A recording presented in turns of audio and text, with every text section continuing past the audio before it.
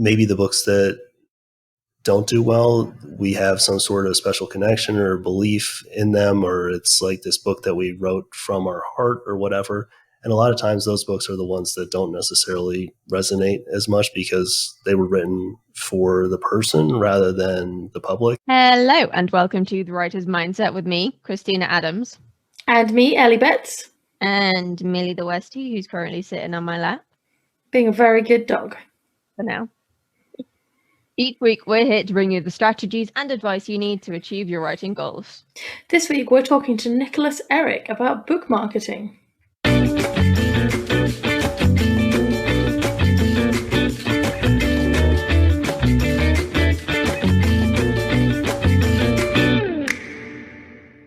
Our interviewee this week is Nicholas Erik. He's a sci-fi and fantasy novelist who has written over 20 books. For fellow indie authors, he writes comprehensive guides on how to sell more books, build your fan base, and be more productive. I love it. With his guides, he starts off with the basic stuff and then goes super advanced and in-depth with it all. That's the best way to learn, I think. You need to start off with the basics and the building blocks, and then you can build on that, and you're better equipped to do so. And also, there are different ways to do those foundational stages sometimes, so it's nice to get the different perspective. Now, I will warn you in advance, this is one of our longest interviews, but it is so packed full of great info, regardless of whether you're just starting out or you're further along in your career. So, for our lovely writers who are listening, make sure you've got a drink and probably a notebook, and we can get started.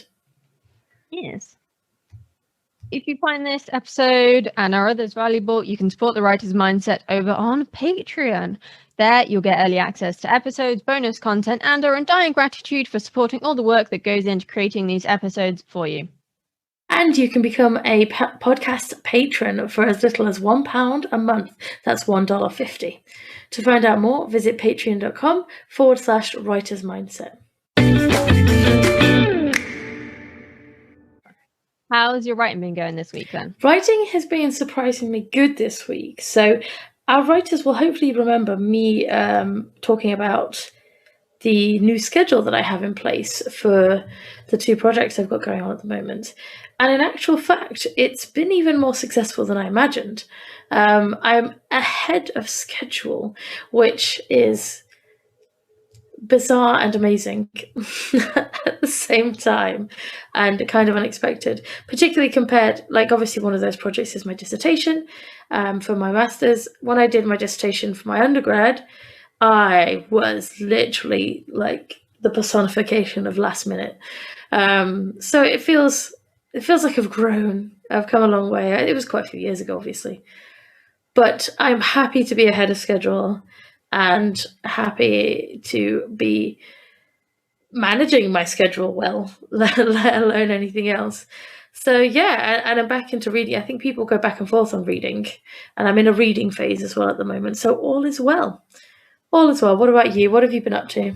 I definitely feel better than I did last week. I've done a few small writing sessions. Like, I had an idea of how to open the 5th Afterlife Calls book the other day. So I was like typing that away on my phone at like 11 o'clock at night. And then I realized that I've only published one book, got one at the beta readers, and drafted the third one. So I'm quite far ahead on that series. Which is nice. But the reason I decided to do a bit more on that was because, like I say, I was a bit emotionally drained from doing Hollywood Heartbreak and Necromancer Secret. And book 5 is going to lean more into the comedy of the series and be a bit more of a piss take. And so I've got a plan for that. I've got my post-its here and cover that because there's a spoiler at the top. Don't you? For anyone who's watching the YouTube video, I hope they didn't just see that spoiler. But to be fair, actually, the paperclip covers the name that the scene refers to very well. And also, because I'm lazy, I only used initials anyway, so it might not mean anything to people. I hope. Anyway, I did that, and I also started working on an entirely new project, which was originally a standalone book I started when I was 17. The characters are the same, the setting of the Gold Coast in Australia is the same, and everything else pretty much is different. And I was going to use that as kind of my side project and write that in the mornings. And I thought, oh, this is going to be too heavy because the main character is going through grief in the story, and it's about her overcoming that and the romance as well. And actually, I think it will be cathartic and helpful rather than draining. There's potentially only really 1 or 2 scenes that are going to be draining. So I can always skip those because I don't write chronologically anyway. And then I had my second COVID jab yesterday. Not yesterday, the day before. Woohoo! Welcome to the Double Jab Club. Thank you. I did get side effects a little bit. I was very, very tired. So I just spent the day binge watching telly and then did a couple of planning sessions yesterday in between. So I still felt productive, even though I couldn't concentrate to like read or write. I was kind of creative enough to be able to still do something productive. And it means then that when I do work on those books, I can kind of hit the ground running, you know? Sounds good. Sounds good. And you seem to have recovered well, so that's the main thing. Yeah, I have my energy back again. I'm still a little bit tired, but that's because I'm in a warm room and I haven't drunk as much as I should have done today. And because you're Christina. There's that as well, yeah. Shall we dive right into Nick's interview? Yes, let's go. With me today is Nicholas Erik, a sci-fi and fantasy novelist who's written over 20 books, and he shares amazing advice for indie authors. So for anyone who hasn't heard of you before, can you tell us a little bit about you and your journey? Sure. I'm an author. I've written about 20 books at this point. I'm a USA Today bestselling author. And what the main part of my business is at this point is helping other authors with ads, with marketing. So I've worked one-on-one with probably about 20 plus authors managing their ads over the past few years. And I also have a weekly newsletter and some courses and things like that. So I have a good idea of what works across multiple different genres rather than just my own in fantasy and sci-fi. So I have a pretty broad view of what's effective, what's not, and what tends to be more universal principles as opposed to things that just work in a specific subgenre or niche. Yeah. So in your book, The Ultimate Guide to Book Marketing, you say that there's this kind of indie trifecta of success that includes productivity, marketing, and craft. Why do you say this is so important for indies to get right? Okay, so the trifecta is productivity, which is just going to be you have to show up to get better at anything and to get results. So if that's not happening, then nothing else really matters. So that's going to be kind of the base of the pyramid. That's how I set it up. And then in the middle is craft. You need to write books of a certain caliber and level to compete in the marketplace because readers have a lot of options. So if you're not hitting certain levels in terms of your craft, then you need to shore that up, whether that's a structural problem or characters or plot. There are a few major components to your books that are critical to get right and to get to a professional level. And then the marketing is really an activator for books that are already of a professional caliber. So you can certainly sell books that don't meet those standards, but it's hard to build a career based on them. And what you're trying to do is get work out there that people enjoy and get it in front of more people. So the main task at that point is just getting it in as many people's hands as possible and try to do so profitably. Yeah, that makes sense. You also talk a lot about the 80-20 rule. So why do you recommend authors follow it? And what is it for anyone who hasn't heard of it? Sure. The 20 or the 80-20 rule is basically a power law. So it's a mathematical law that was first discovered by an Italian economist named Vilfredo Pareto back around the late 1800s, early 1900s. And what he found was that 20% of the people in Italy owned, I believe, 80% of the land. That's where he first kind of identified that. And it turns out that it's applicable to a wide range of disciplines. And the numbers kind of shift around. Maybe it's 1% generates 99% of the results or something like that. But the main idea is that a certain very small percentage of what you do generates an outsized amount of the results. And why that's so critical here is that we all have limited time, we all have limited resources.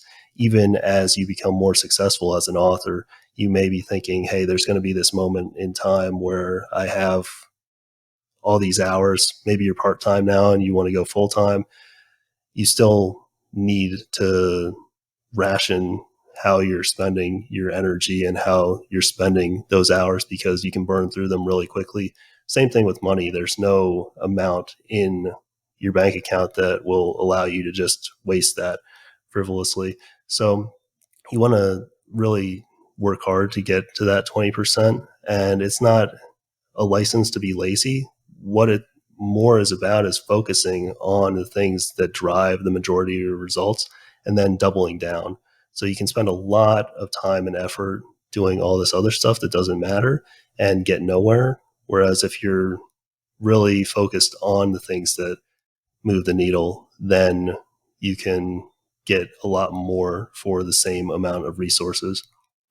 And in theory, if you are writing part-time, then potentially it can get you towards doing it full-time much faster as well if you're better at managing your time. Yeah, exactly. So it works really any place in your career. If you have very limited time, then obviously making the most of that is absolutely critical. It is, yeah. It's something I've always had to juggle with my chronic health issues is, okay, how much time and energy do I have? Because it's not just time, it is energy. I have a limited capacity to that. And if I push myself too far, it means then I can do nothing and I'm a shriveled heap on the floor, in which case it pushes me further back rather than me being clever with how I manage my time and therefore getting more done and achieving these results much faster. Yeah. Yeah. I think from my own experience, a good kind of benchmark because I have control over my entire day, and really it's up to me what I'm going to do on a certain day. And in theory, that means that my day is wide open and unlimited. But if I just kind of let that go and focus it across a dozen different things or 2 dozen different things, I don't make any progress whatsoever. So it definitely, from the outside, I think people would say my day, like, and the amount of time that I have would be ideal, but it's still not unlimited. So I'm grateful that I can do that, certainly, but it's definitely something that I have to apply and really be conscious of doing so, because you can lie to yourself too. You can be like, well, I have 12 hours or whatever, I have 14 hours here. And then all of a sudden you get to the end of the day and you're like, wait, what exactly did I do today? Like, we all have those kind of days. You're like, I don't know exactly what happened here, but I feel like no progress was made. Yeah, I found writing down what I have to do each day and ticking it off really makes sure that I am staying focused rather than, okay, what do I do? And I kind of pick something out of thin air and then it's not actually something that's got me towards my goals. Having that list to refer back to every day really stops me from, flailing about and panicking and having those days where I'm like, okay, I did nothing today, but it feels like I did everything. Yeah, yeah, writing things down and lists and things like that are really helpful for that and like staying on point. Yeah, I'm the kind of person who will forget things very easily if I don't write them down. So I write them down so that there's more space in my head. So we're talking about book marketing today. And so, because that's one of the things that really came up in our Facebook group when I said to people I was talking to you. So one of the questions that I want to put to you is, what type of book marketing do you feel is the most profitable? Whether that is like paid advertising or free advertising.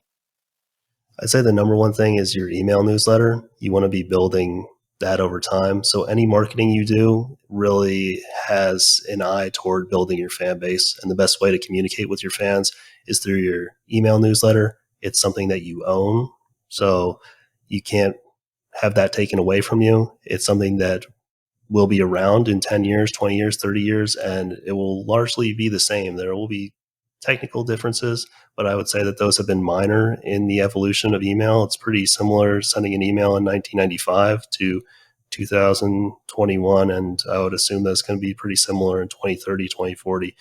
Every service that you sign up for, whether it's Facebook or Instagram or anything else, requires that you have an email that you put in so that they can contact you. So those services are not a replacement for email. Sometimes you hear about this latest social media platform or whatever is going to kill email. That's never happened because they all require email as that hub. So I would say whatever you're doing, really think how you can build that list. And certainly you can use things like Facebook groups, Instagram, Twitter, Pinterest, whatever social stuff you're using. TikTok is really exploding now. But think how you can capture that audience long term and engage with them long term, where you control the interaction, because all those algorithms change. Right now, TikTok is really popular, and I think people build what they think are businesses on top of that, but then they're really just building them on top of an algorithm and a tactic, and that's not a long-term business. So the goal isn't to be successful in the next 3 months or 6 months. If you are successful and do that, that's great, but it's really about if you want to be a full-time author or part-time author and write, presumably you want to do so for 5 years, 10 years, 30 years, 40 years. So email is the longest term bet there, and you want to use those other platforms and any marketing that you do to hopefully build that. So that would be my number one thing to focus on marketing wise. And as for paid versus free advertising, paid ads give you scale that you can't necessarily get with most free advertising options. You can spend a lot of money on something like Amazon ads, where you're spending $5 a day, or you can spend $500 a day, $750 a day, $1,000 a day. And that just gives you the opportunity to reach a lot more people than most free options, but it's not necessarily going to be a good fit for a lot of people because the ads require tracking, they require analysis, they require certain skills that no one has at the beginning. You can develop them, but a lot of people get tripped up with the mindset of the paid ads where it's very difficult for them to scale them to that degree. And it can be very uncomfortable to push beyond certain money blocks and certain technical blocks. And I think that those are surmountable, but you also have to know yourself, where some people just aren't comfortable with spending a ton of money there or much at all, or don't want to do that. So there are alternatives, and it's not necessarily the best option for everyone, and certainly not a great option if you're just starting out and don't have a ton of money to spend. You don't want to be racking up these huge advertising bills on these platforms, because at the beginning it's like tuition where you're paying for the ads, but you're probably not getting a ton in return sales wise, because you need to learn what works and what doesn't, and there's no shortcutting that process. Yeah, it can take a while to learn how to juggle it all, particularly with there being so many different places you can advertise and more kind of having their own different quirks. One of our listeners, Jeff, asked what marketing he can achieve with minimal budget. So would you say definitely go for a mailing list? Yeah, I would first set up a mailing list, and then I would write a short story or novella, and then join things like BookFunnel and Story Origin promotions. You can also join giveaways. Some companies host them. Book Sweeps is one of them. There are giveaways that are hosted in various Facebook groups and stuff like that as well, that are low cost or free, that you can join in other cross promotions. And you can build your list really inexpensively that way. I believe BookFunnel subscription starts at $5 or $10. I think Story Origin starts at around $10. So you can use that to start building a fan base. And I think that the best low-cost marketing strategy there is to find a Kindle Unlimited niche that is underserved, which means that it's popular and people are reading voraciously in it, but there's not this huge influx of books in it yet. Something like mystery or what I write, urban fantasy, it's pretty well established at this point. There are a lot of traditionally published books. There's a lot of indie books that are quite popular. So that's not necessarily a great fit to fight it out with everyone who's been writing for 5 or 10 years. But there are certain books in Kindle Unlimited that can gain traction because there's not a ton of competition there. So you can look through the charts and kind of look through Facebook groups and stuff like that to find those. And you can write those publish them. If you can publish them relatively quickly, then even better. And that's a way that you can jumpstart things. I don't know that that's necessarily a long-term strategy, and that anything where there's cheap visibility or essentially free visibility is going to attract other authors. So you've seen this with Lit RPG and Reverse Harem, and then the Paranormal Romance Academy books and stuff like that. So it's not necessarily a long-term strategy where you can bank on spending no money forever, but you can gain a foothold and start building your fan base and get some money in the bank. And then you can use that as a springboard to a different genre that's larger, or you can use it to spend some money on ads as things get more competitive and more popular. So that would be an approach there. But I think, if you are writing in a more popular competitive subgenre that has been around for a while, just building your mailing list in that fashion is a good start.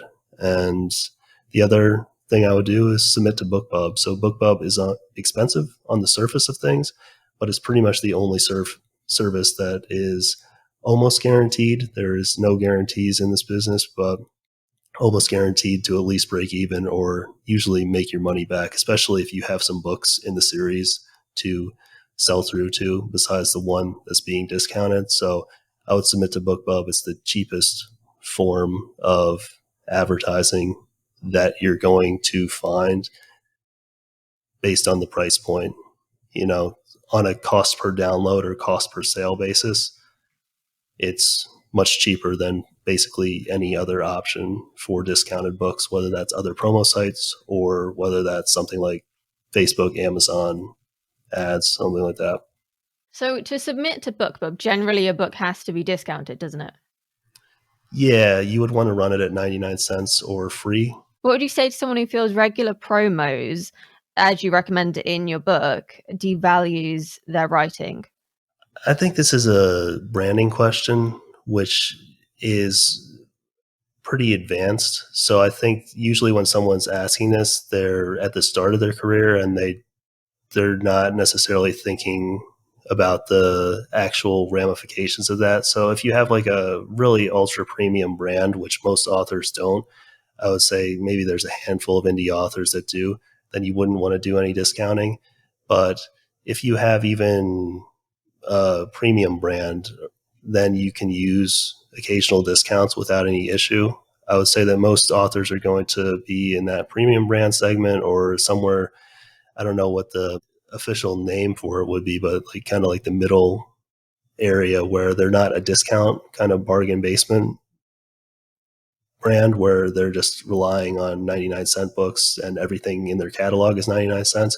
But most authors have a mixture of free books and full price books. If you're wide, you might have a perma-free book one, or you have a 99-cent series starter, or one of your books is 99 cents, or you occasionally run free promos or discounted promos. So I don't think it devalues things. Online, you have to remember that people have a really short memory and attention span. They're not super keyed into your overall pricing structure. I know it sometimes seems that way because occasionally you'll get very vocal people emailing you about, hey, this book has been discounted and I just bought it or something, but that's really going to be an exception to the rule. Most people aren't going to be all that focused on your pricing. So I wouldn't be concerned about discounting. I would be more concerned about no one buying your books and no one ever finding out who you are, because that's a much larger risk.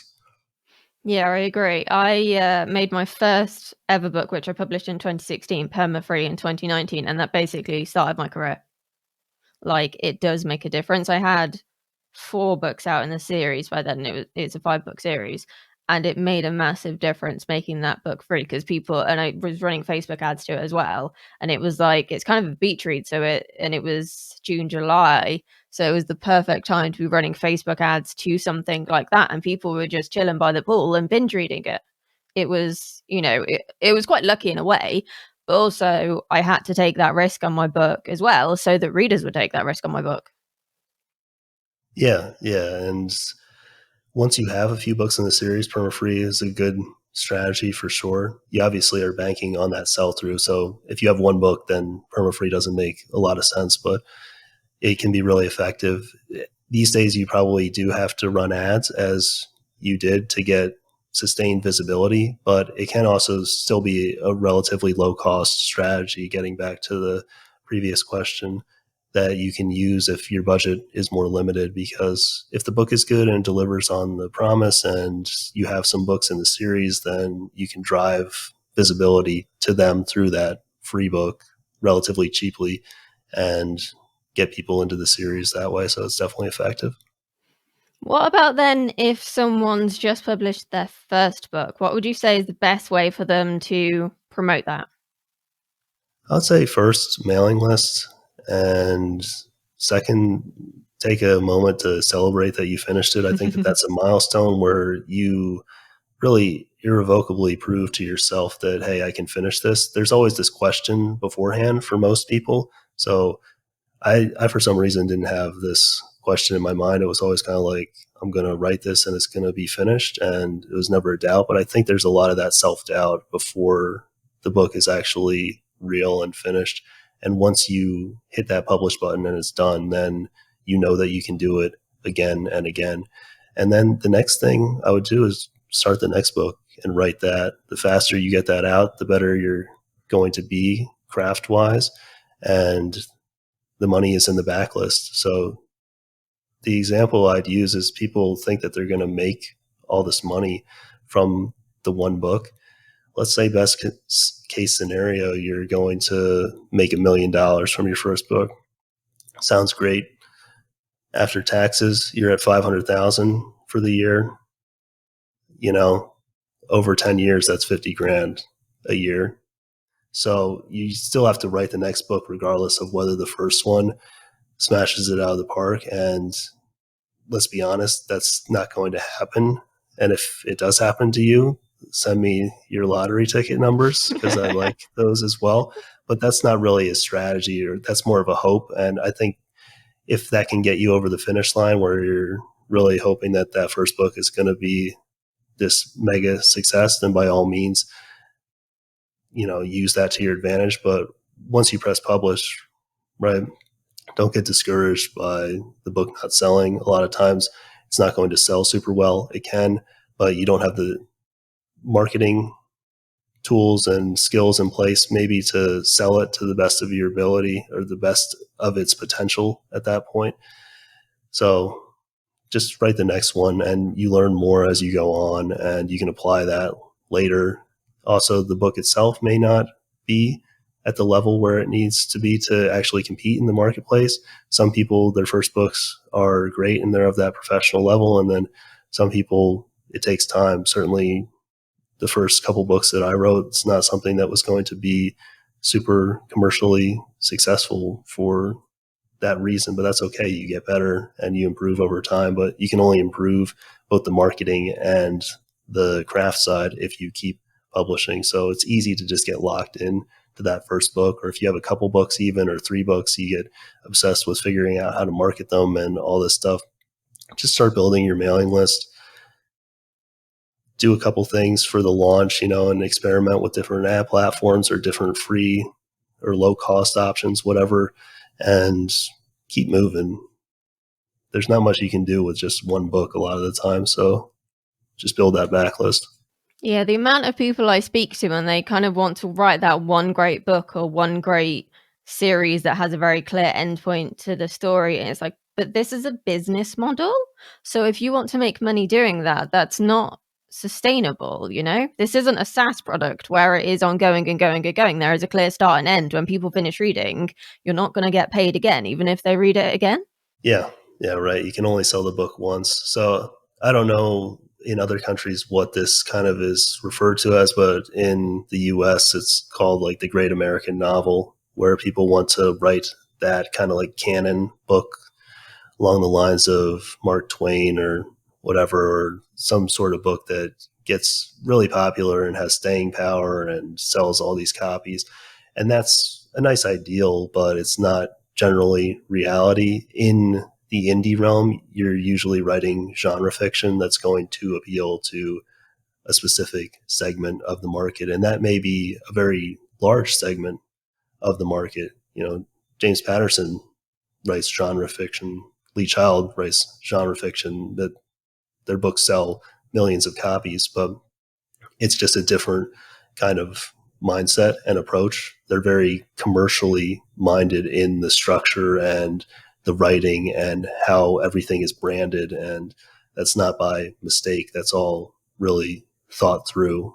And it's obviously successful.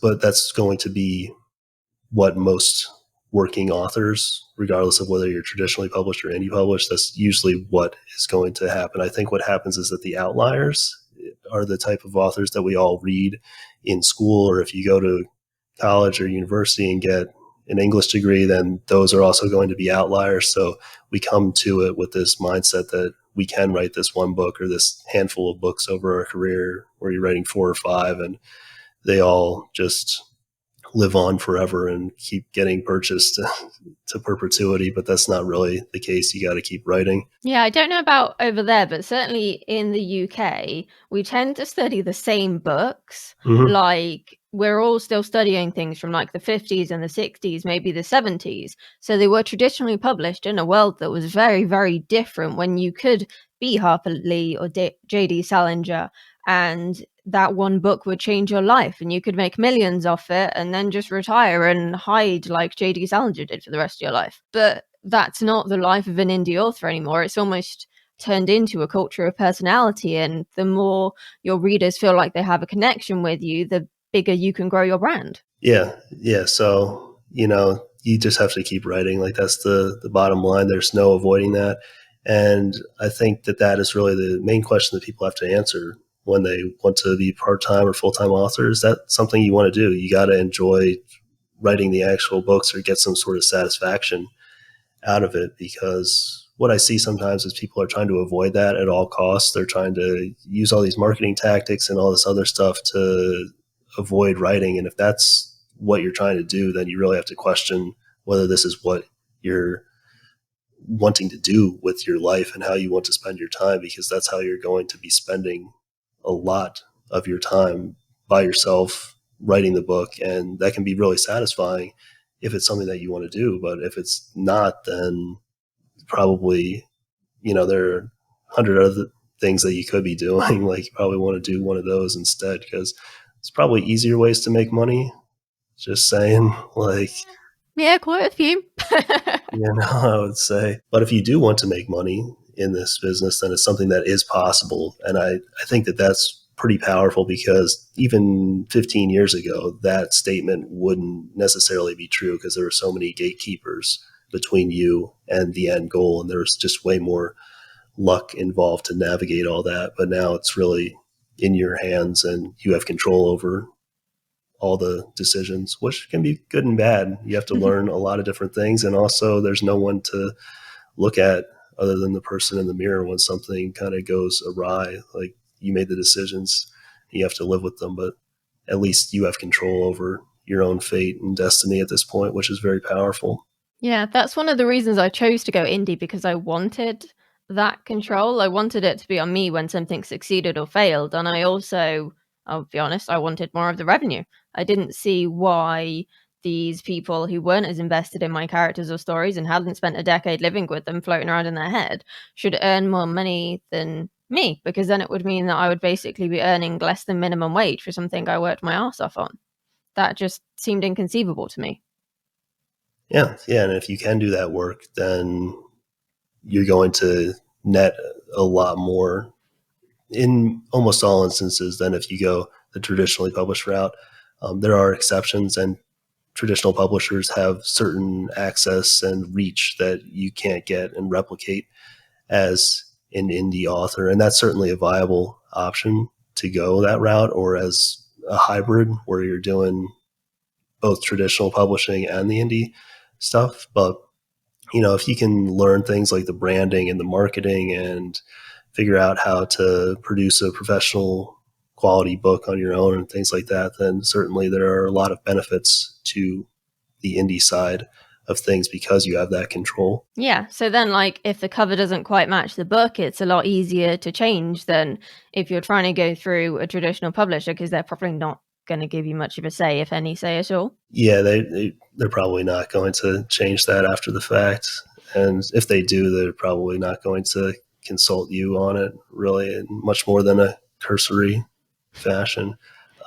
But there's always downsides too. Like you can also get bogged down with the indie stuff where you keep changing your cover, or you get obsessed with that, or like it's hard to figure out. Also, it's not a guarantee that the professional cover that you get is going to be an exact match for your genre. So I went through all that. It's a game of perseverance. I started 9 years ago at this point, and you just keep getting a bit better and a bit better. And it seems like the people who are further along than you or at the top of the charts or whatever, that they're doing this set of things that is kind of inconceivable and impossible to put together on your own, but they didn't do that overnight. It's an iterative process where they're going through that and learning from release to release and promo to promo. And it's a series of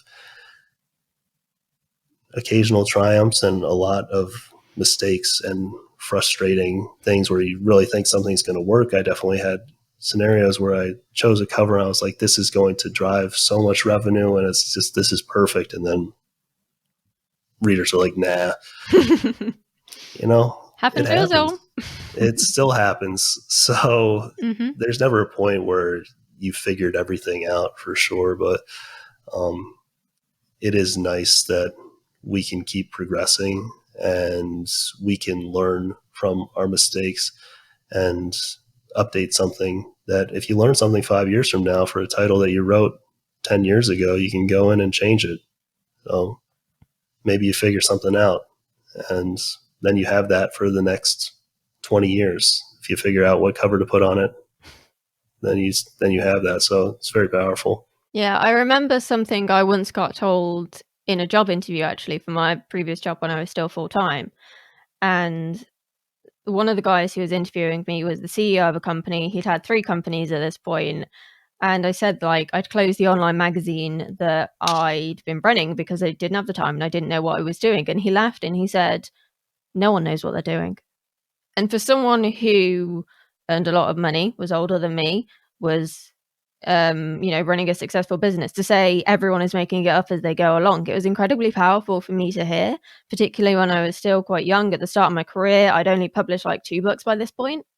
So it really kind of reassured me to know, okay, well, if this guy doesn't know what he's doing, it doesn't really matter if I don't, as long as I'm still making progress in some regard and I'm still moving forward. Yeah, like trial and error is so important. And that's the way everyone learns.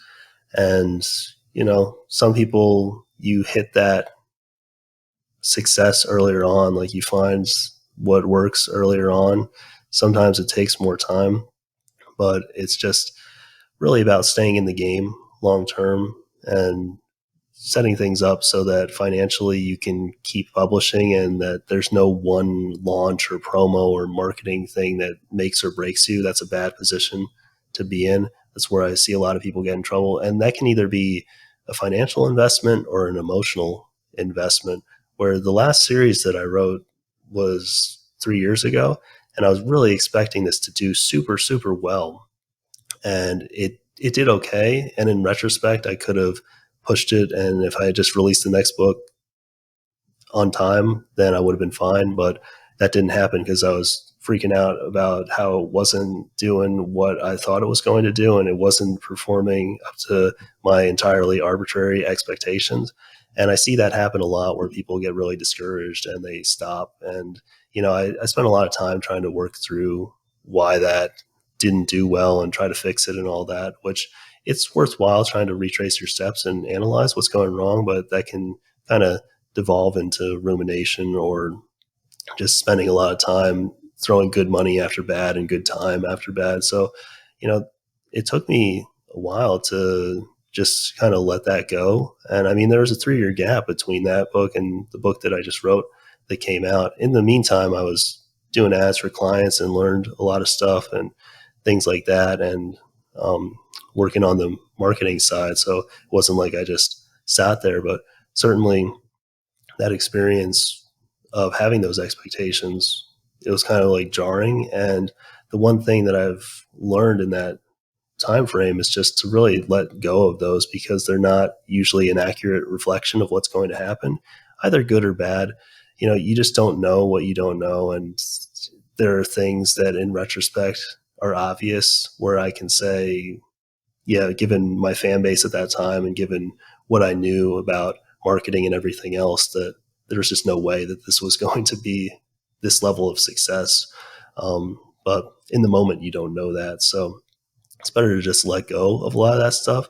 And you don't have control over what people are going to do anyway, how they're going to react to the book, how they're going to buy the book. And marketing is so much of a game of trial and error because human beings are really unpredictable. And it's just hard to know what they're going to like, what they're not going to like. And it's another reason why you just got to keep writing. No success is permanent. No failure is fatal, unless you kind of dwell on it, in which case you can get really sidetracked. And I think that's where people kind of give up. And that's unfortunate if it's really something that you want to do. It might not be unfortunate if you decide, I don't really like writing as much as I thought, or I don't really like the business aspect of it. Then you can definitely quit. And that's a good decision if that's the case, but it's a bad decision if it's just based purely on expectations. I totally agree. Tying back into the confidence stuff and giving up when it gets a little bit too challenging and stuff, marketing, as we've said, is a massive part of being an author. You can't really avoid it. But some authors are a little bit uncomfortable kind of putting themselves out there and maybe even putting their creative work out there. So what would you say to someone who's either afraid to put their work out there or feels like they're selling too much and is worried about being too in people's faces? Do something that you're more comfortable with, like that you can kind of negotiate with yourself, or maybe you're not super stoked about it, but you're not, really apprehensive or super nervous about. So I would start there, and then you can kind of move along the chain.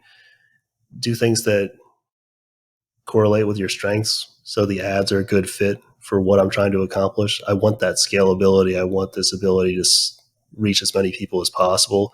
And that's fine. With the ads, any failure really doesn't bother me. I don't see it as failure. It's just a testing process, but that can really throw people off, where they start an ad and they're expecting it to be amazing. And then it inevitably, especially at the beginning, is probably going to suck.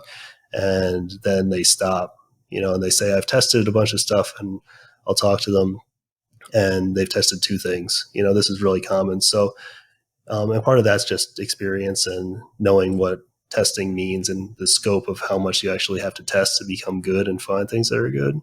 But some of it's mindset as well, where it's just not necessarily going to be a great fit for them. So you want to find those things where you can accept whatever challenges or discomfort lies ahead.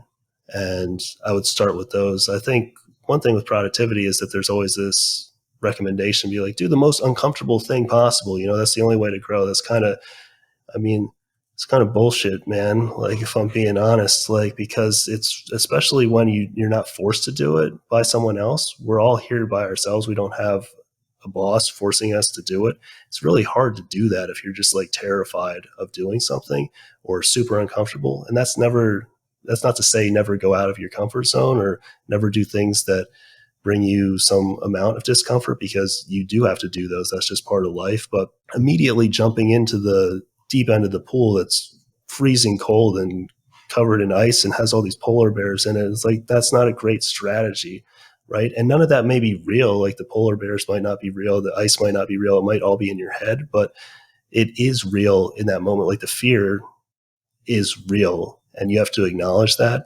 So it's easier to start a little bit further down the chain. And a lot of those things are things that are really powerful. It's not for example, posting videos on TikTok is worse of a strategy than running Facebook ads. Right now, doing TikTok stuff might be better than doing Facebook ads. If you're good at the TikTok stuff, I'll say this, the thought of doing a bunch of TikTok videos does not really thrill me in terms of the level of comfort that I have with that. If I had to do it, I could probably figure out how to do it and accept it, but I don't. So right now, it's not really something that's at the top of my list. So you may be the inverse of that. Really just figure out how to drive visibility, look at how you can do that, and then you can narrow it down to things that fit your budget, fit your strengths, fit your current comfort level, and go from there. I think that that's a much better approach and gets you moving faster, because you can spend years just kind of worrying about, I'm not doing this, or none of us are doing everything. You can't do everything. There are dozens of ways to get people to your books. As for people ragging on your book or saying it sucks, or you putting something out there and people not liking it or being uncomfortable with putting the book out there, I have news. People are not going to like your book. Like, that's just universal. There's no avoiding that.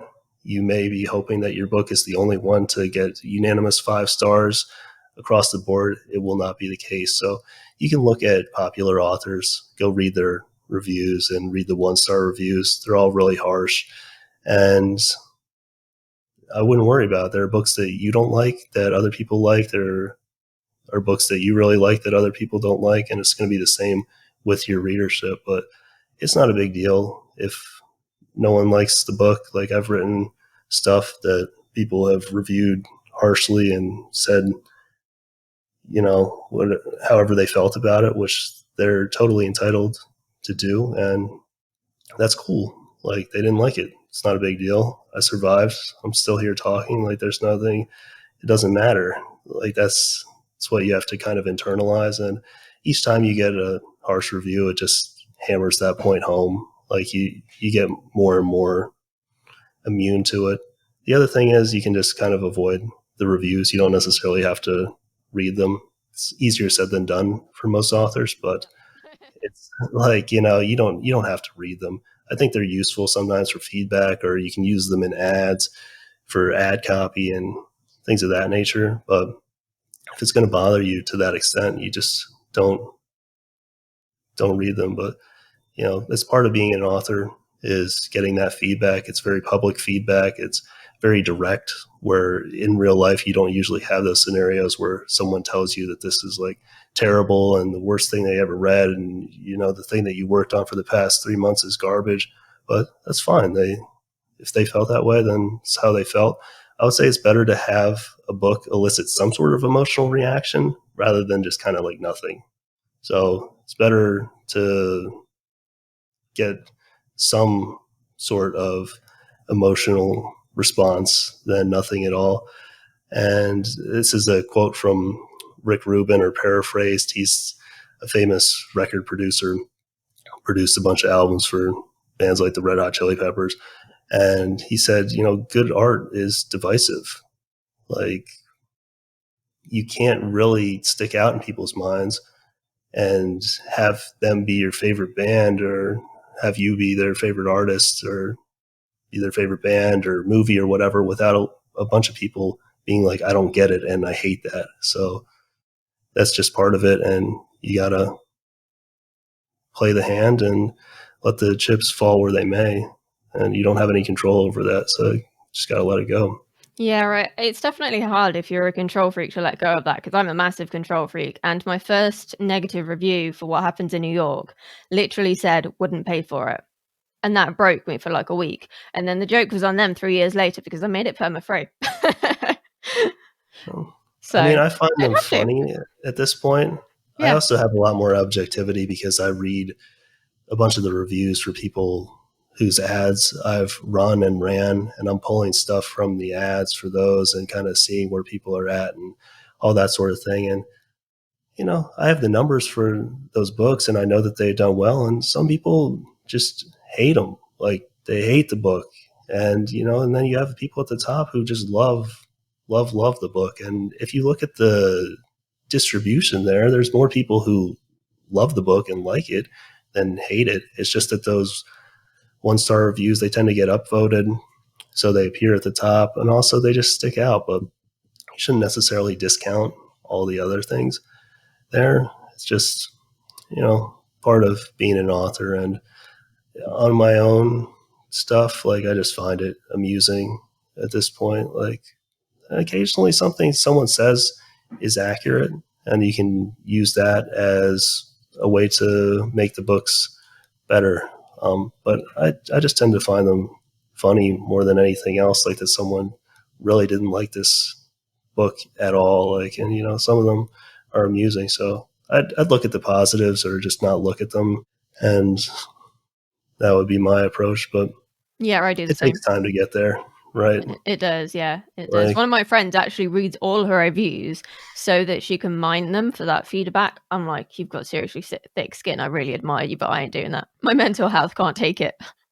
Like, that's just me being honest. It's not that my skin hasn't got thicker, but I don't want to emotionally drain myself so that I'm like, oh, why am I bothering with this series anymore?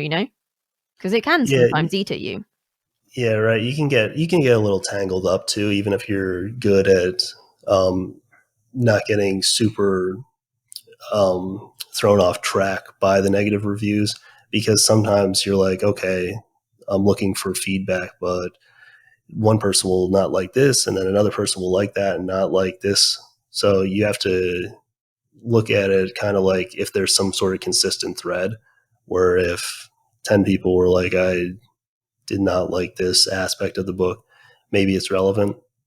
But you also have to scale that to the number of reviews you have, because whatever you might have, if you have 1,000 reviews, you might have 50 negative reviews, right? So then you have people repeating stuff that, that a bunch of people had problems with it, but as an overall percentage of the book's readers, it's like 0.1% or whatever, so it's not actually a big deal. So it can be tough to navigate through that, but if you're capable of doing it, like, then it can be a good resource, certainly, especially when you're starting out, because that's when you're most unsure of whether things structurally work, characters work, narrative works, if things make sense, right? Like the little things, really. They're not, I don't think anybody's really trying to come after us as authors or anything like that. It's just another product in the marketplace. And the way I kind of see it is, everyone's entitled to their opinion. It doesn't mean I have to listen to it or, take it to heart or anything like that. It's just part of the business. So it's all good. And, something in that negative review, someone might read that and be like, that's exactly the type of book I like. I like it that the main character behaves this way and that this, person didn't like it, so there's that as well. It also makes the book look a little bit more real, right? Like, sometimes you see those reviews where someone has a review team and it's just all 5 stars and it's 300 5-star reviews. Occasionally I've worked with people who have that just without the art team. And actually a negative review in that instance can really help. Like, it may not feel like it, but like that getting upvoted or something like that can actually really help just kind of give some balance to the overall proceedings. So, if someone takes the time to read the book, that's cool. It's really cool that you can reach people from across the world and market your books and sell them to basically anyone at this point. So, I'm cool with people not liking it. Hopefully more people like it than not, but like, part of the game. It is, yeah. I've heard of a lot of indies using the negative reviews as ad copy as well, because like you say, the very things that are being highlighted in the negative review are actually perfect for their target audience. I even saw one indie the other day, I think in the Wide for the Win Facebook group, has got their very first negative review printed on a mug as a reminder and a motivational tool.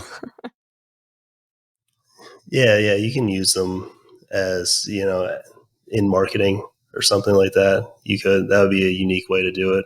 I think most people probably wouldn't be confident enough to do that, or, also it takes a little bit of skill, I think, to navigate that if you're using it as an ad. Just FYI for anybody out there who's just starting out with the marketing or something like that. Like, it's a little bit trickier to get the tone of the ad right than if you're pulling a positive review quote. Just, lets you jump into some hot water. Probably better for some genres than others, like the quite acerbic ones, like some urban fantasy can be quite sharp and witty. So it might work for something like that, or maybe a crime.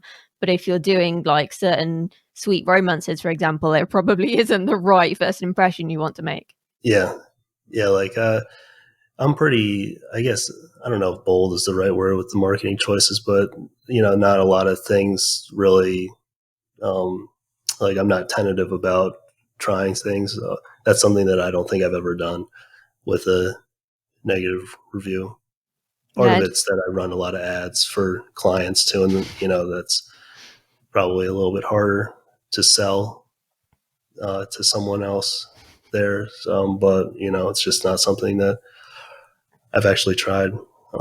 Tried a lot of stuff with the ads. So yeah, I mean, if it's working for people, do it. But if anyone's sitting there like clenching their teeth, be like, oh my God, I have to do this with the ads, right? That's not something that you have to do. So something else you highlighted in your book that really stood out to me was you mentioned how people throw money and ads on less popular books or series rather than throwing money at the books and series that are already doing well to further increase their reach. Why do you think some people do that? I think it's probably the same kind of part of our brain that gets focused on the 1% of reviews that are negative and the 99%. Ignore the 99% that are positive and kind of discount those. Like we take a lot of the things that go well for granted. And this applies, I think, to a larger aspect of life, but just to keep it in the book marketing realm, like the books that do well, a lot of times it's less effort to do that. And maybe the books that don't do well, we have some sort of special connection or belief in them, or it's like this book that we wrote from our heart or whatever. And a lot of times those books are the ones that don't necessarily resonate as much because they were written for the person rather than the public, which is totally fine. There are a variety of reasons to write, and by no means is making money and writing commercial fiction the only reason to do so. But a lot of times those books that don't do as well kind of fall into that vein where they're not necessarily in a specific subgenre, or they take some unpopular choices with the narrative or don't incorporate some key tropes and things like that. So I think that that's part of the reason where authors might have an emotional attachment to the book. And then there's also always a tendency to focus on the negative or focus on what's not working. And it seems like that's the best way to increase your earnings, where it's like, oh, I have these 20 books over here that aren't selling at all. Let me focus all my effort on those. Whereas I have this one series that's killing it. The way the 80-20 rule works is that probably 20% of your books are going to drive 80% of the revenue. In reality, that might be that 5% of your books drive 95 or 99% of the revenue. So you want to double down there with the ad spend, where it might be that $100 invested over here returns $200 or drives X number of sales and page reads, whereas $100 over here drives like $10 in sales. So you're down $90. And it seems like you can work on that over here and grind through it. Sometimes you can make it better, but something that doesn't work from the start usually never works.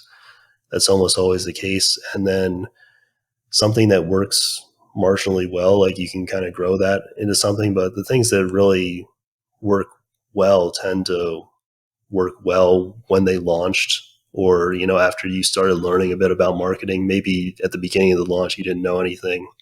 And then as your career evolved over the next 6 months, year, like then things picked up as you learned new marketing techniques and you applied them and those best practices to the book, and then it started rolling. But once you have kind of like the baseline skills, usually when you launch a book and when the series comes out, tends to be kind of a good indicator of how its future prospects are going to fare.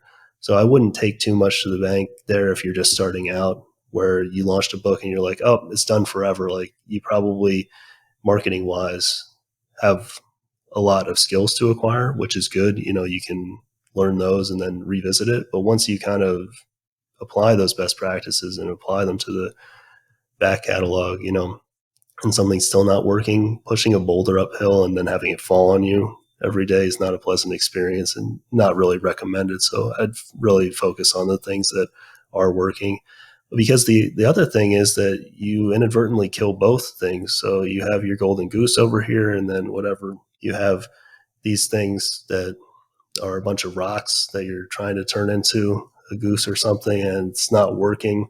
But meanwhile, you're not feeding the goose, so it dies, and that's not good. And then it's hard to get that momentum back, right? Momentum's a precious thing, both in your own productivity and in your career. And it's not impossible to get it back by any means after a layoff or something happens where you can't publish for a while, but you don't want to do that through either negligence or on purpose, where you're not giving your best series the marketing attention that they deserve. Yeah, that makes sense. So we've got another listener question, and Tim wants to know what the biggest book marketing myth is. Probably that you're going to release one book and have it made. Like, I'd say that that's the main idea that people have, or that more so than that, even when you progress further in your career, that one book can make your career. Certainly if you write the Da Vinci Code, or if you write a series like Harry Potter or whatever, or some of these books that are familiar to us precisely because they're such massive outliers, then that can happen. But again, just to go back to that example, if your book makes $1 million and then you don't release anything else, or everything else is a bust, or you don't develop any marketing skills or anything like that, and you can't market the next books in the series well, or things like that, then it's going to drift off and you're left with what seems like a huge payout, but over the course of your career, then it's actually not that much money. So it's a long-term game. Everyone's thinking 3 months ahead, 6 months ahead. How can I make this release the best ever and all this? And it's not that launching or a marketing campaign or ads aren't important, but they're all just little mile markers and stops along the way. It's not the end of the road. So I would say that the biggest myth is just that you can make it with one book, and that there is some sort of endpoint where it's like, all right, now I'm comfortable and I can stop. You just keep walking. Like, that's really all you can do. And if you like walking, then it's good. If you're not a fan of that, again, like, then probably shouldn't make writing your core career, because it's not going to be fulfilling. Yeah, I don't know about you, but I like that it's the journey and there's always something else to learn, something else to do, something to experiment with. But I know that can be quite intimidating for some people. It can be overwhelming if you think about it, right? If you think about the scope. But I think the main mistake I made is when I was like 25 or 26 writing, and I was thinking, it's like, okay, how is this book going to make me $500,000 or something? Like, that's a waste of time, right? Like, it's more like, how does this book slot into a career that can actually make me whatever X number of dollars? Or more so than the dollars, how can I spend my days in a fulfilling fashion and enjoy the actual day to day? If you're making $1 million a year writing and you don't like writing and grinding through the books and the marketing, then that was a bad decision, regardless of the outward appearance of success, right? So you can end up in a place where you're very successful by other people's standards and other authors are jealous of you, but you don't actually like where you wound up. So that's important. But yeah, it's definitely kind of like overwhelming if you stop to think about it, especially at the beginning. But it also relieves the expectations, where it's like, well, if this book sucks, doesn't matter. If it sucks, then no one's going to buy it and no one's going to read it, and you can just move on, right? You can just keep going, and then it's forgotten, and that's a good thing, good or bad, right? You can't dwell on either. Yeah, I've seen some authors recently have actually unpublished earlier series that they no longer like and that didn't sell that well, and from a technical standpoint, they weren't that great. And because they're like second or third or whatever series they'd picked up, they decided to just unpublish that first series because they were too mortified to let anyone else read it. I have some books that I unpublished. They don't really fit my brand anymore, and they're not really making any money, so I unpublished them. And not because I'm necessarily ashamed of them or anything like that. Everything's just another brick in your publishing house, or however you kind of want to look at it metaphorically, and you can't get to the house without building the foundation. And like a lot of that is just really spending time in the mud and doing things that are where you're grinding away and working at stuff that where you feel like you should be further along, either with the marketing or the craft. It's like I read this in a book, I read whatever Harry Potter or the Hunger Games or something. It's like I know where this can go, but then you read your own stuff and you're like, this is not at the same level, right? So we all have that kind of experience, but you can't get to the next level without going down the path. Like there's no teleportation. I think that's what a lot of us are looking for, where we can skip the frustration and also skip the interim skill building. Ads are a good example. If you want to get good at ads, it's just in between that is this massive stretch of just frustration and ideas where you're like, oh, this is it, and where you think you have it figured out. And then the ad platforms are like, nope, you thought you did, but we were fooling you and we got you. And then like, it's just that over and over again, where you're just learning more and more and more and more.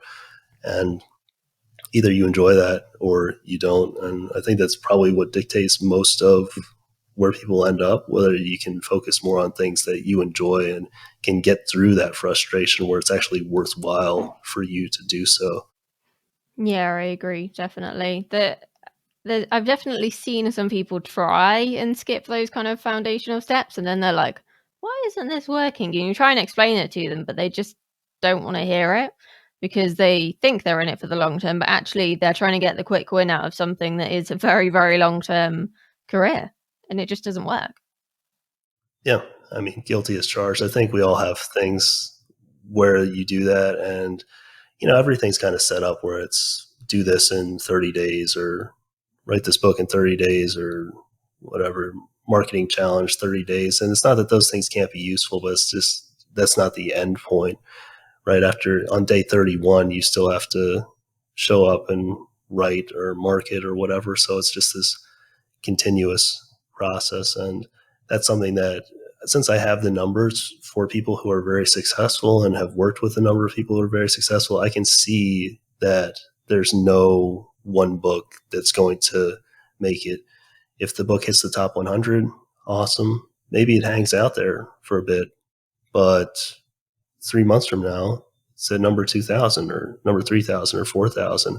And you got to come up with a new idea for a new book, a new marketing campaign and all that. So everything just fades, and then you got to bring it the next day. And that's all that you can really do. It is. It's all about building that momentum, and the more you do it, the easier it gets as well. It's when you stop or when you slow down.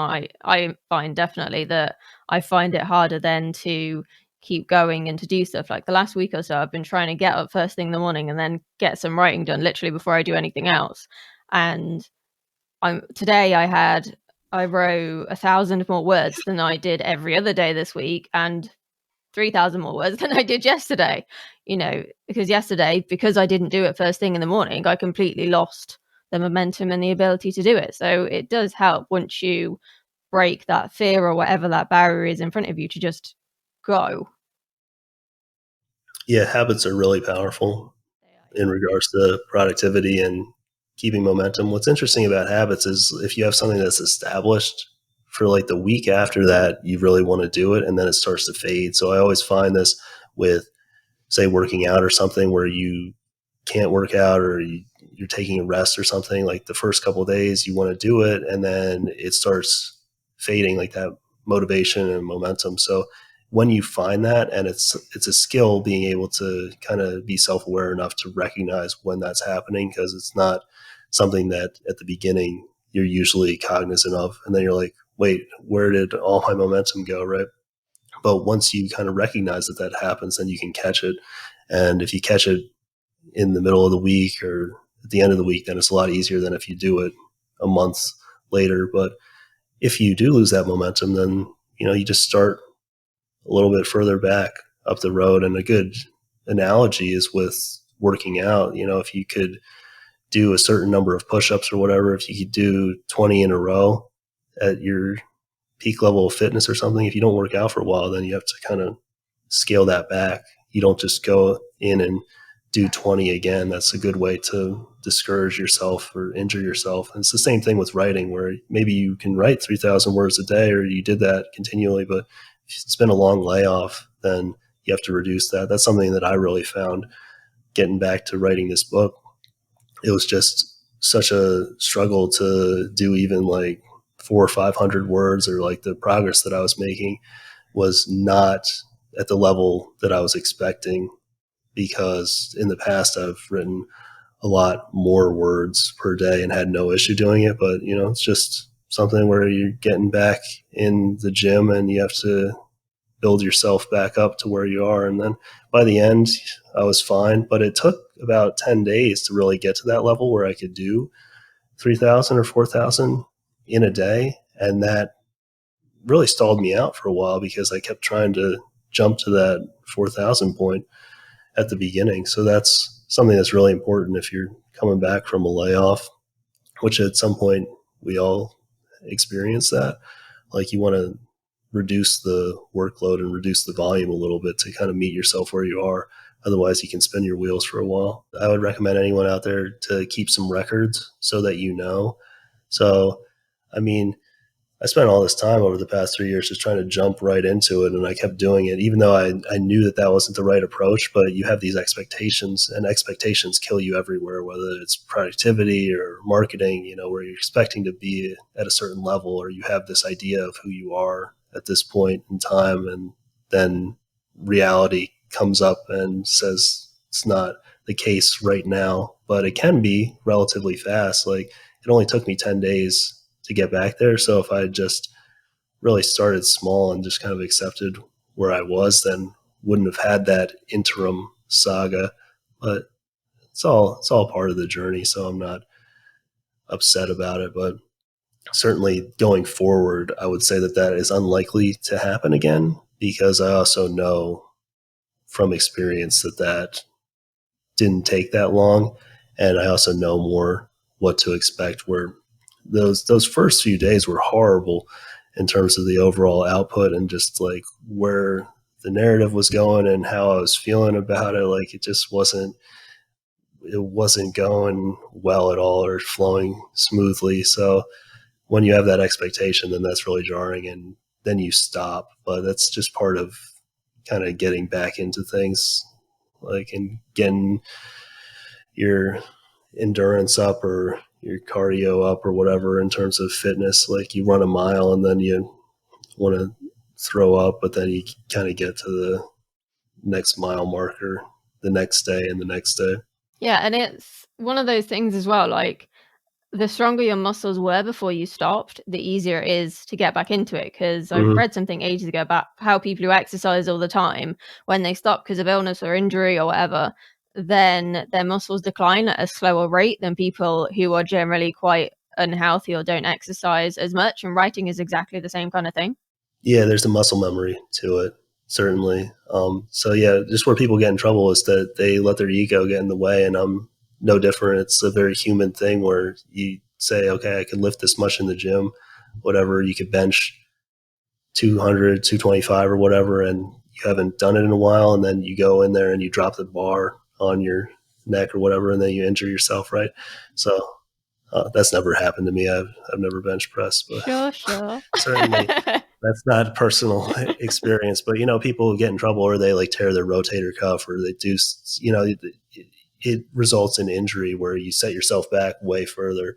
And the same thing happens with writing or productivity, where you do have that muscle memory and you know where you were, but you just have to scale things back. And I think the reason that exercise is such an apt metaphor is because no one would go in and expect in the gym, if you've never trained before, to be able to lift like 500 pounds, like deadlift. They would say that would be impossible. But people try to do that all the time with the productivity, where it's like, oh, I'm going to write 10,000 words today. It's like, okay, have you ever done that before? Do you have the skills to lay that out and really the capacity to do that. And that's really difficult to do, is that equivalent. I think where we deceive ourselves with the productivity is that you can do that for like a day or 2 days sometimes, where you jump way beyond your current skill level and capacity, but it's not actually real. Like the real productivity is what you can do consistently and show up over time, and what your sustained capacity is without burning out or being super stressed. And that's a lot different than what you can do in theory, or, for a very short period of time. So that's important. And I like to think things in terms of physical stuff, because sometimes with writing, it's very easy to get in your head and stay in that mental space, but there's no real lying to yourself when it comes to something like physical things. Like either you can do a push-up or you can't, right? And it's like either you're at a position where you can do X number of words or you can't. But the thing is, you can build up to it. It's not, today isn't the final verdict on where your career is and where your productivity is. You can build it really fast. It's just, you have to start small and then scale up that intensity over time. And it scales pretty quickly a lot of the time. Even if it takes a year, if your career is 40 years, that's 2.5% of the overall time. It's nothing in the grand scheme of things. So it's worthwhile to build these skills and build them over time. And I have to constantly remind myself of this, because I have dumb ideas all the time. Like, I'm going to do whatever. I'm going to do these 18 things today. Like, no, I'm not. It's not going to happen, right? But if I try to embark down that route, then I waste that day and probably 3 more days putting up zeros, and that's not a good use of time. So, it's a constant battle, right? It is, yeah. It's never won. It's just, you sometimes you win, and sometimes we'll call it a tie. There are no losses, right? Sometimes and it's that making that regular commitment to doing it, rather than doing it in those short, sharp, maybe long bursts, that is going to build your skill much more. Because if you're writing 10,000 words a day once in a blue moon, you're not going to grow as much as if you're writing just a couple of thousand every day on a regular basis. Yeah, you can do it either way. Maybe you're more of a writer who does it for a week or two and finishes the book. That's more what I do. And then they have some time off and take some time to go do something else. Or you might be really consistent where you do like 2,000 a day. I think that is what people consider the ideal, but it's not necessarily any better than the burst approach, which I find just makes the narrative more cohesive. It gives it a nice flow when I write that way, and that's just personal style and personal strengths there. Like, that's not necessarily going to be the appropriate method for other people, but don't necessarily be married to this idea that you have to do it consistently every day. Now, there are certainly things in your life that need to be habitual, right? That doesn't work for working out.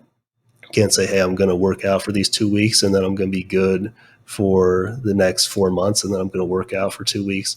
But with writing, you have this asset that you bank, and it doesn't matter if that book took you 2 weeks or if you wrote it over 7 weeks consistently or however long it took you, the end product is the same and you can sell it in the same fashion. So that makes it different. Well, I would approach that however you work best. But what I've found just through experimentation is that the books that I feel are the best in my catalog are those that are written relatively quickly, where I can get in that groove and the narrative just lines up and everything is really consistent from not just like a plotting perspective, but also just from a characterization perspective. And that's been good to know.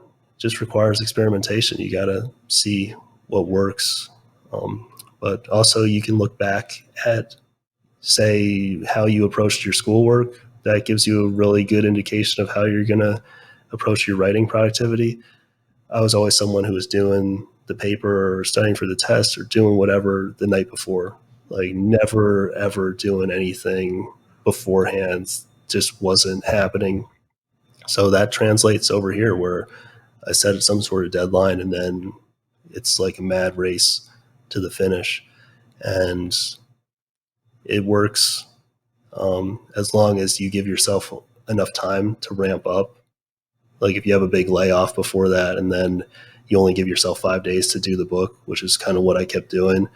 I didn't have enough time to get through that period where I was only writing 300-400 words a day. You know, if I was writing a book a month or something, then I probably wouldn't need that ramp up period. Like I could jump back in and do 5,000 or whatever, 4,000 really quickly. So just give yourself some buffer time if you've had a layoff there. But like both of those can be really powerful approaches. I find with the consistency approach, I just lose the thread of the narrative.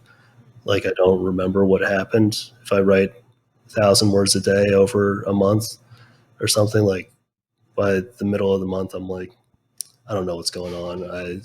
I do not remember at all what the main character was doing. Obviously you can read the book there, but like that's the problem that I start to run into a little bit. And that may change.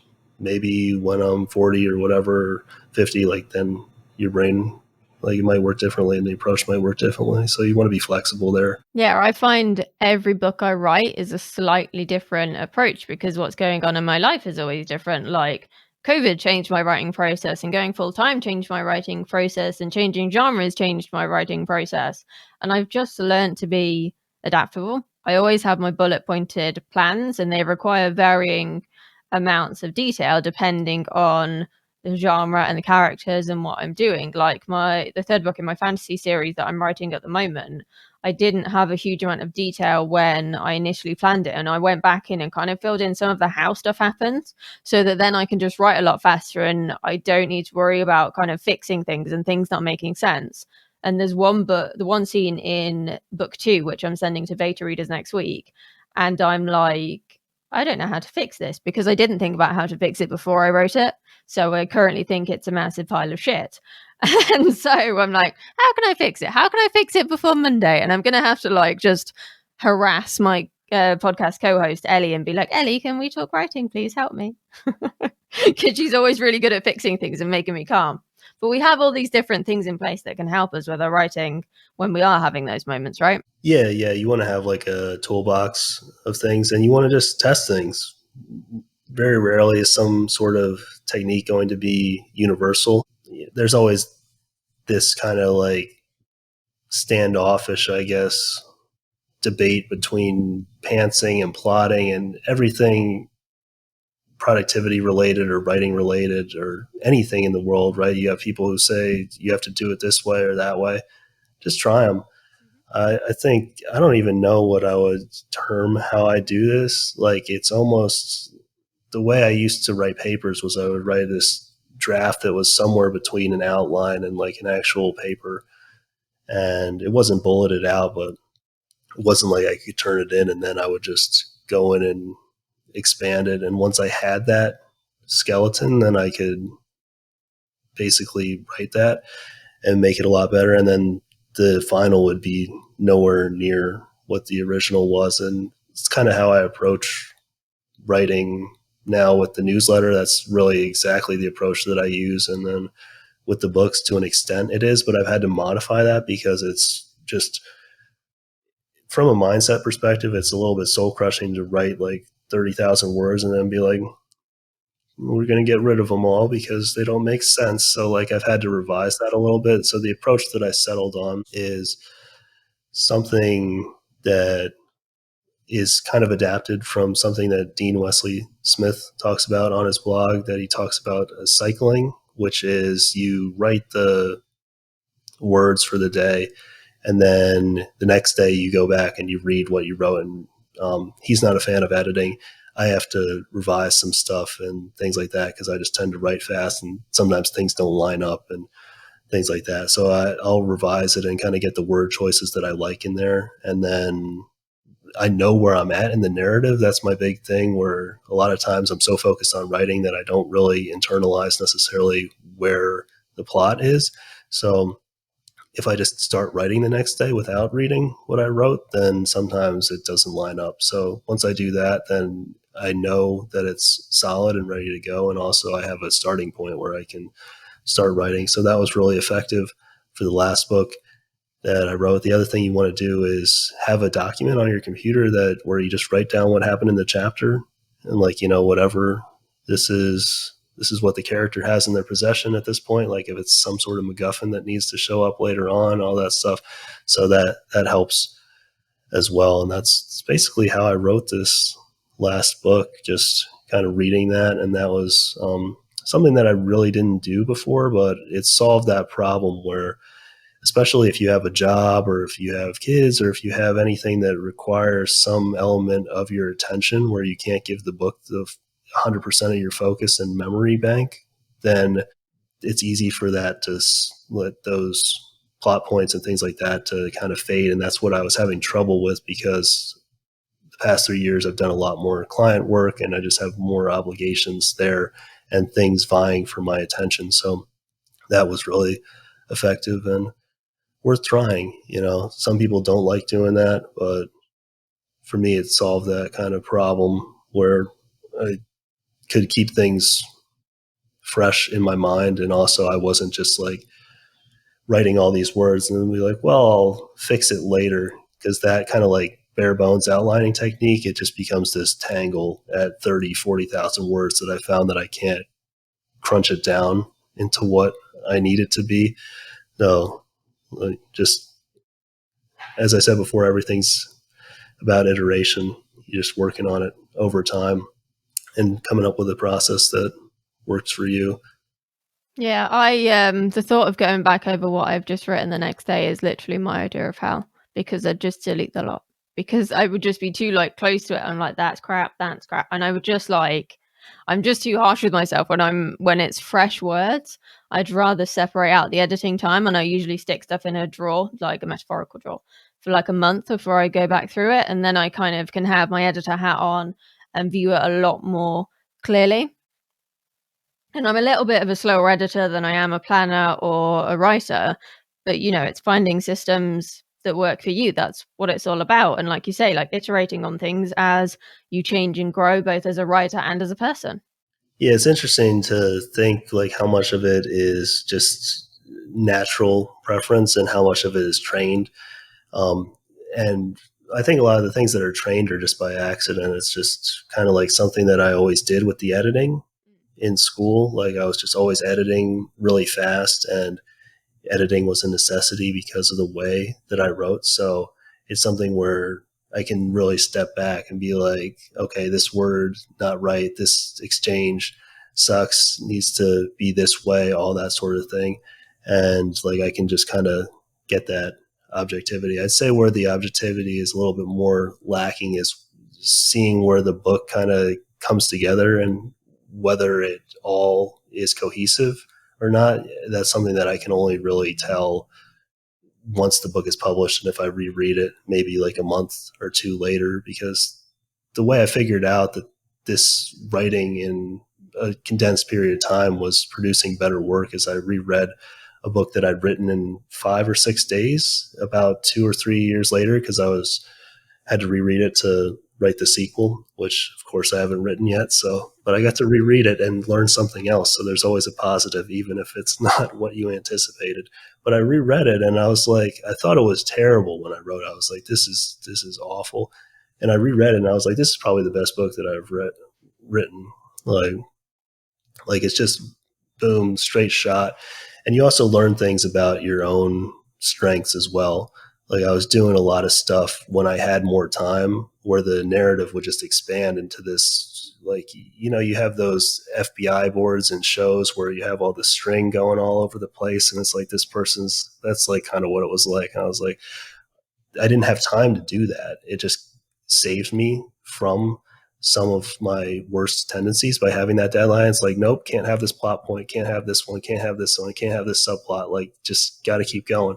And it just made the entire thing really consistent and cohesive in a way that surprised me. So, you learn things over time, and it's always nice when you read something and it obviously comes together, that's always satisfying, especially when you're convinced that it was terrible. That's a nice surprise. Yeah. Sometimes it is terrible. That's all right. So to wrap things up, because we've gone slightly over what we'd planned, what's one book that has changed your life? One book. Just one. Although Sacha Black did cheat and have two, so. Right, yeah, I was about to name a bunch. So yeah, there's a bunch of good ones. So before I was an author, like I used to trade stocks and things like that. So I read a lot of books about finance and things like that. I have a finance degree as well as an English degree. So there's a lot of stuff there that's applicable to the book market because there's a lot of business things that are related, and also just the volatility of trading things like stocks or, like crypto now, which is very popular, is very similar to the ups and downs that you experience as an author. So with that long-winded preamble out of the way, one of my favorite books is What I Learned Losing $1 Million. I believe that that's the title. And as the name would suggest, it is about a trader who lost $1 million trading. I can't remember if it was futures or options or something like that, but one of these highly leveraged financial instruments. And it just goes through the thought processes that led to that failure. And it's very similar to failure in any industry where you invest too much money into a certain, in this case, commodity. But in our case, it could be a book or a marketing campaign where you're really hoping that this is going to be the one that pays off, or you just kind of get a little bit greedy, or you stop focusing on the right things and get distracted and stuff like that. So it's a really good book, and most books only focus on success. Success in life is not really the norm. I think something like 95% of species that have ever lived on planet Earth are now extinct. So don't take that percentage as gospel, but it's a lot. Like that, life is harsh in that way, and that applies to business and the book market as well. Readers have a lot of choice. Sometimes your books miss the mark, sometimes they hit them. Hopefully over time, as you gain more experience, you can have more hits than misses, or your hits, the magnitude of them and the amount that they make up for whatever misses the mark. But you're never going to hit 100%. And it's as much about being able to traverse failure and avoid catastrophic failure. That's really what the book is about, because you don't want these scenarios where you just go bust. You need to stay in the game. And maybe there are some years where you don't make as much, but if you keep your expenses low, if you keep learning and you kind of pick your shots and try to funnel your marketing money toward the books that are doing the best, stuff that we've talked about, keep writing, then you have a shot at making it and surviving long term, which is the name of any game. So it's worth checking out if you're an author, because it's definitely applicable to what we do, and it's an easy read. It's not super long, so I would say sounds interesting. That's my recommendation. Very nice. I shall add a link to the show notes to that book if anyone wants to check it out. So where can our listeners go to find out more about you and what you do? You can go to Amazon or other book retailers and check out The Ultimate Guide to Book Marketing if you want kind of everything in one place. It's comprehensive volume to, as the name would suggest, book marketing. So if that's something that you're looking to expand your skill set in, I'd check that out. And if you want to learn more about me or check out my site, go to Nicholas Erik. That's Erik with a K.com. And you can sign up for my weekly marketing newsletter. So I talk about marketing, occasionally productivity mindset type of stuff. And it's weekly-ish, but as we already talked about, consistency is sometimes all over the place. So you might get 3 or 4 newsletters on 3 or 4 days and then nothing for a little while, but that's kind of how it goes. So people have found that very valuable. You can check that out if you want, and that's free. Yeah, it's a great newsletter. My friend referred me to your newsletter. I can't remember when now. Feels like forever ago, but that's because time's not a concept in COVID. And it's just so insightful. And reading The Ultimate Guide to Book Marketing, I think I've highlighted half the book. So when I go back through all my notes and be like, oh, okay, which bit's relevant again?